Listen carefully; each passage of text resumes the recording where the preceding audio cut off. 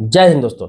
Railway यात्रियों के लिए आज एक महत्वपूर्ण बात बताने जा रहा हूँ। देखिए, आप कभी भी रेलवे से यात्रा करते हैं या फिर भविष्य में करने वाले हैं तो इस वीडियो को एक बार जरूर देख लें। देखिए, आपको बता दूं कि अपने देश में रोजाना 2.5 करोड़ से ऊपर लोग ट्रेन से यात्रा करते हैं। 2.5 करोड़ एक बहुत बड़ा आंकड़ा होता है और उस 2.5 करोड़ के आसपास जो लोग हैं उसमें से बहुत सारे ऐसे लोग हैं जिनके पास टिकट होता है लेकिन उनकी ट्रेन छूट जाती है, चाहे वो रिजर्वेशन का हो, स्लीपर का हो, चाहे वो जनरल टिकट हो। बहुत सारे ऐसे लोग हैं जो स्टेशन तक नहीं पहुंच पाते हैं, किसी कारण से लेट हो जाते हैं, उनकी ट्रेनें छूट जाती है। अब ट्रेन जो छूट जाती है तो उसका पैसा रिफंड कैसे होगा, रिकवरी कैसे होगा, बहुत सारे लोगों को ये चीज मालूम नहीं है। बहुत सारे लोगों का ट्रेन छूट जाता है तो वो छोड़ देते हैं, सोचते पैसा मिलेगा नहीं क्योंकि रिजर्वेशन है। यहाँ तक कि जनरल टिकट का रूल रेगुलेशन उनको पता नहीं है कि कब तक उसको रिटर्न कर सकते हैं, कैसे रिटर्न कर सकते हैं, क्या नियम है। आज आपको सारी बातें बताने जा रहा हूँ इसी वीडियो में कि आपका किसी भी प्रकार का टिकट है, चाहे जनरल है चाहे रिजर्वेशन है, अगर ट्रेन छूट जाती है तो पैसा कैसे रिकवरी कर सकते हैं। देखिए, कहीं यात्रा करने के लिए आपने जनरल का टिकट लिया है और आपकी ट्रेन छूट गई। पहले तो बता दूं, जनरल का टिकट आपने लिया है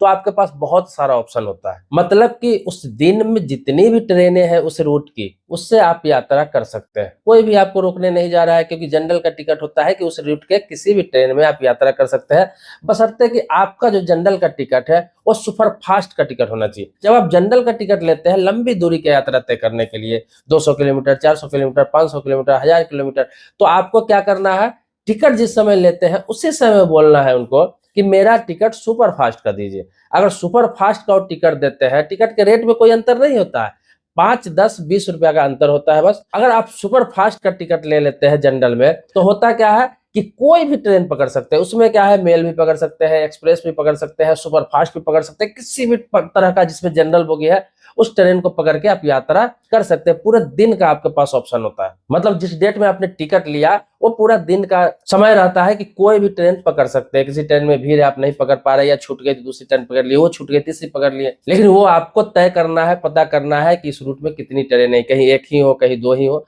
तो वो आपको देखना है। अब बात आती है कि रिटर्न करने की। मान लीजिए कि 2-3 ट्रेन ही है या फिर एक ही ट्रेन है, उस रूट में आपकी छूट गई, दूसरी ट्रेन ही नहीं है, तो आपको टिकट वापस करना है। तो इसके लिए आपको जब से आपने टिकट लिया है जितने टाइम में, उसका 3 घंटा के अंदर में ही टिकट वापस कर सकते हैं, आपको रिफंड पैसा मिल जाएगा। काउंटर से आपने टिकट लिया है, काउंटर पर जाएंगे आपको रिफंड मिल जाता है। लेकिन वो 3 घंटा पार कर जाता है तो ऑप्शन आपके पास होता है कि उस 12 घंटे में, मतलब उस डेट में आप किसी भी ट्रेन से यात्रा कर सकते हैं। लंबी दूरी वालों के लिए बोल रहा हूँ, जो लंबी दूरी के लिए पूरे दिन का यात्रा करना है, उसके लिए पूरे दिन में कोई भी ट्रेन आ रही है तो उसको आप पकड़ के उस रूट में जा सकते हैं। लेकिन रिफंड होने के लिए 3 घंटा के अंदर में ही आपको रिटर्न कर लेना है। आपको लगता है कि अब ट्रेन नहीं है तो, अन्यथा वो रिटर्न नहीं होता है, आपको पैसा किसी प्रकार का नहीं मिलेगा। और जनरल में ही बता दूं कि आपने सुपर फास्ट का टिकट नहीं लिया है, किसी मेल ट्रेन का आपने टिकट लिया है या फिर किसी एक्सप्रेस ट्रेन का टिकट लिया है और आप सुपर फास्ट में चढ़ जाते हैं तो इसमें भी फाइन का प्रावधान है। इस चीज को समझ लीजिए। इसलिए जनरल टिकट कभी भी लीजिए तो सुपर फास्ट का लीजिए ताकि आप कोई भी ट्रेन पकड़ के यात्रा कर सके जिसमें जनरल बोगी हो। अब आते हैं रिजर्वेशन पे। तो रिजर्वेशन है जो स्लीपर का है आपका, और ट्रेन छूट जाती है तो इसके बारे में बहुत सारे लोगों को अलग अलग तरह का कंफ्यूजन है। लोग समझ नहीं पाते कि क्या करूं क्या नहीं करूं।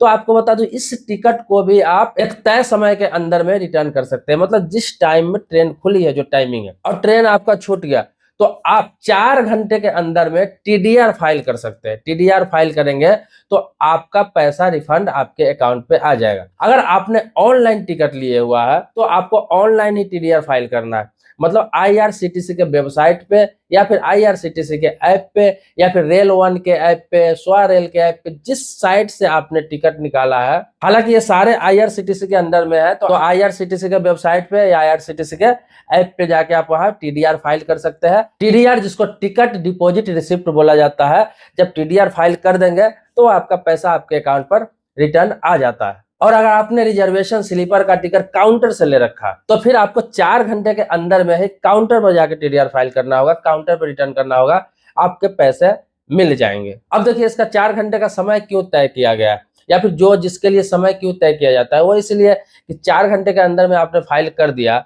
तो होता क्या है कि ऑनलाइन ये अपडेट हो जाता है कि ये व्यक्ति का ट्रेन छूट गया है या ये व्यक्ति यात्रा नहीं कर पा रहा है।